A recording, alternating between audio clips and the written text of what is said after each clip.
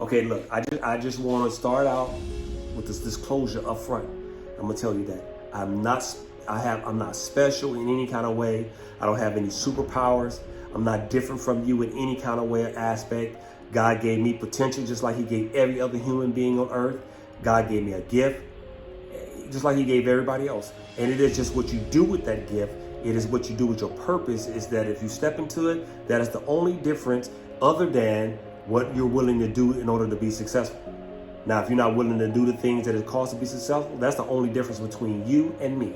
Is the things that I'm willing to do to be successful, the sacrifices I'm willing to make to be successful. That is the only difference between you and I, right? So look, but the question is, what was your defining moment in life that caused you to be successful or not be successful, right? Caused you to start quitting or caused you to push forward and do whatever it takes to be successful. There was a defining period in everybody's life that caused you to be on one side of the spectrum, either to move forward or not to move forward, or make up excuses why you can't do it.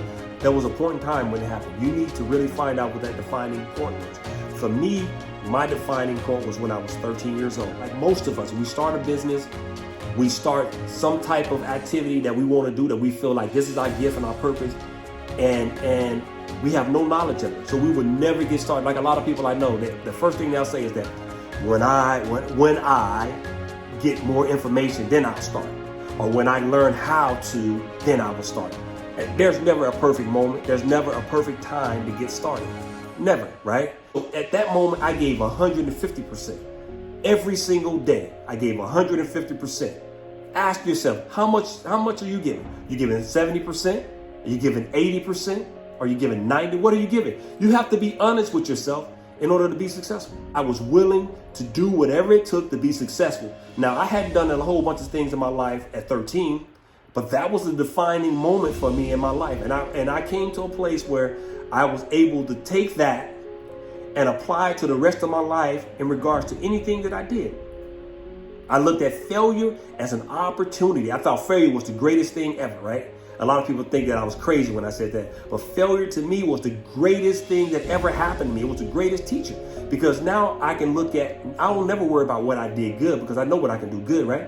But whenever I failed at something or I didn't do as well as I thought I should, I always look back at what I did, whether it was in school.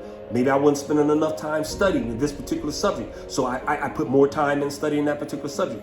I did whatever I needed to do in the craft. Now the craft could be anything. It could be school, it could be a business, it could be anything that you got. But are you willing to put in the work on your craft?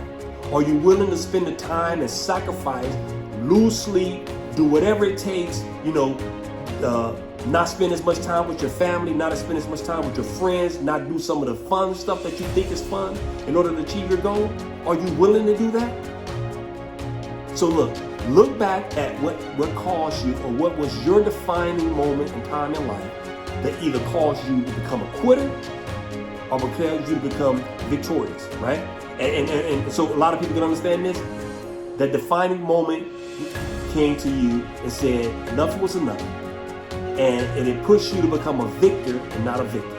Because a lot of people have lived their life as a victim. So tell me, when was your defining moment?